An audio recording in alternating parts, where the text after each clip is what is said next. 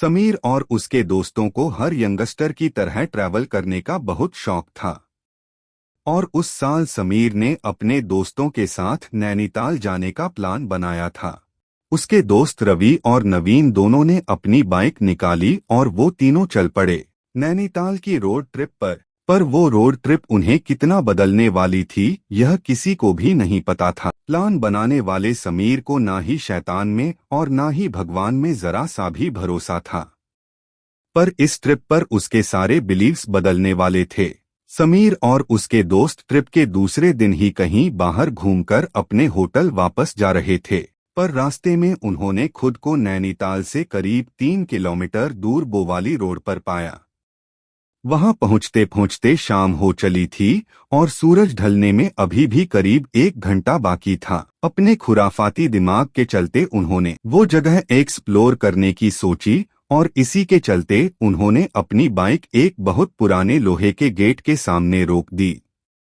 उस गेट की हालत बहुत खराब थी और वहां दूर दूर तक कोई आदमी नहीं था। बोवाली रोड पर ब्रिटिश एरा में बना कब्रिस्तान अपने इतिहास की वजह से बहुत मशहूर था। कहा जाता था कि यहाँ एक लैंडस्लाइड का हादसा हुआ था जिसमें करीब 150 लोगों की मौत हो गई थी। तब से यह जगह नैनीताल की सबसे हिटेड जगह मानी जाती है।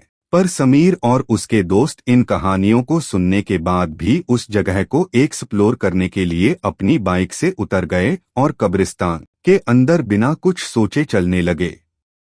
उन तीनों में से बस रवि ने इस कब्रिस्तान के बारे में कुछ पढ़ा हुआ था। जैसे ही उसने बाकी दोनों को उस कब्रिस्तान के किस्सों के बारे में बताया, वैसे ही उसके दोनों दोस्त उस कब्रिस्तान को देखने के लिए और भी ज्यादा एक्साइटेड हो गए। अगले ही पल सब अपना दिमाग वहां के मिस्ट्रीज को सुलझाने में दौड़ाने लगे। वो बहुत जोर जोर से बोलने लगे और बेपरवाह होकर वहां रखी चीजों को हाथ लगाने लगे। वो मरे हुए लोगों का मजाक उड़ाने लगे। समीर और उसके दोस्त कब्रिस्तान के अंदर अपनी सेल्फीज लेने लगे और मस्ती मस्ती में वो लोग उस जगह का मजाक उड़ाने लगे।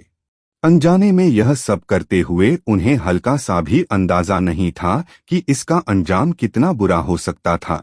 एक आधा घंटा उस कब्रिस्तान में बिताकर तीनों ने वापस अपने होटल जाने का डिसाइड किया।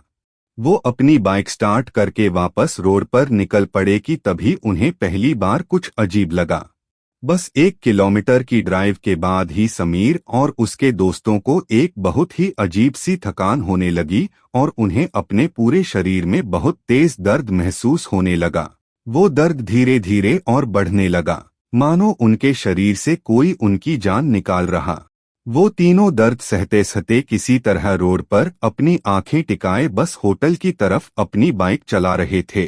पर होटल रूम पहुंचते ही सबका सर जोर से घूमने लगा। माथा ऐसा गर्म हो गया था कि जैसे किसी ने कोई जली हुई मोमबत्ती उनके सर पर रख दी हो।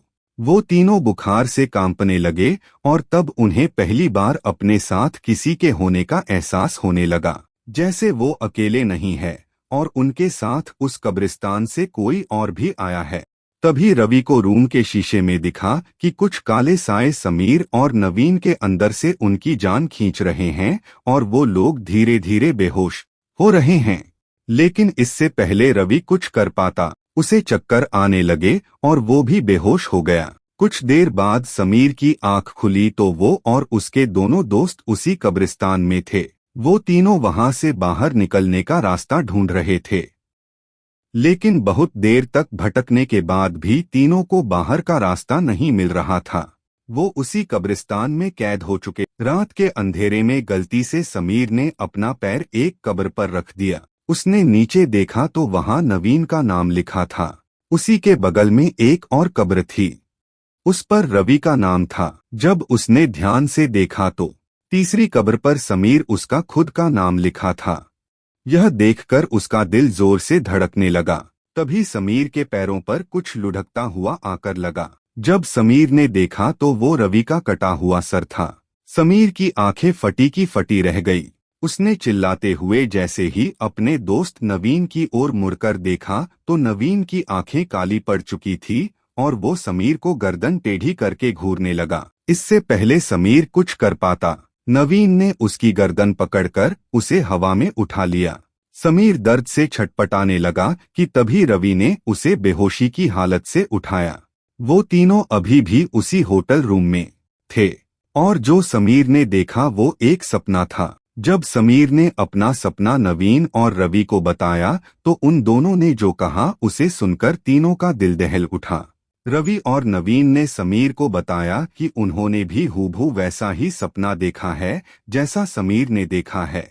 खौफ से कांपते हुए वो तीनों रिसेप्शन की तरफ भागे। रिसेप्शन पर खड़ा वेटर अजय वहीं का रहने वाला एक पहाड़ी आदमी था। वो वहां के भूत प्रेत के किस्सों से काफी वाकिफ था। समीर से बात करने पर उसे इस बात का यकीन हो गया था कि उन लड़कों ने अनजाने में उस भूतिया कब्रिस्तान की आत्माओं को नाराज कर दिया है और अब हर जगह वो आत्माएं उन तीनों का पीछा करती रहेंगी। अजय नैनीताल की पहाड़ी प्रथा बचपन से सीखता हुआ बड़ा हुआ था। वो उन्हें वापस उनके रूम के अंदर ले गया। ने तीनों लड़कों को एक सर्कल में बिठाया। उसके पीछे पीछे मंत्र रिपीट करने को बोला। उनसे कहा कि चाहे उन्हें कुछ भी दिखे उन्हें मंत्र पढ़ते रहना है। अजय ने अपनी आंखें बंद की और आत्माओं से माफी मांगने लगा जिसको तीनों दोहराने लगे और तभी उन तीनों को दिखा कि कई काले साए हवा में उनके आसपास मंडरा रहे हैं, चक्कर लगा रहे हैं। यह दृश्य देखकर तीनों का दिल दहल, लेकिन फिर भी वो मंत्र पढ़ते रहे और फिर कुछ ही देर में वो साए वहां से गायब हो गए। अजय ने उन्हें कहा कि अब उस कब्रिस्तान की आत्माओं ने उन्हें माफ कर दिया है और उनका पीछा छोड़ दिया है। उस पूजा के तुरंत बाद ही उन तीनों का शरीर तपना बंद हो गया और अगले दिन सोकर उठने के बाद मानो समीर और उसके दोस्तों को ऐसा लग रहा था जैसे पिछली रात उनको कुछ हुआ ही नहीं था। उनका दर्द, बुखार और चक्कर कभी था ही नहीं। कुछ बचा था तो बस वो भयानक एक्सपीरियंस। उस रात को तो वह कभी नहीं भूल सकते, लेकिन उन्होंने डिसाइड किया कि वो फिर कभी ऐसे लापरवाह नहीं होंगे और फिर कभी किसी कब्रिस्तान में भूल के भी कदम नहीं रखेंगे।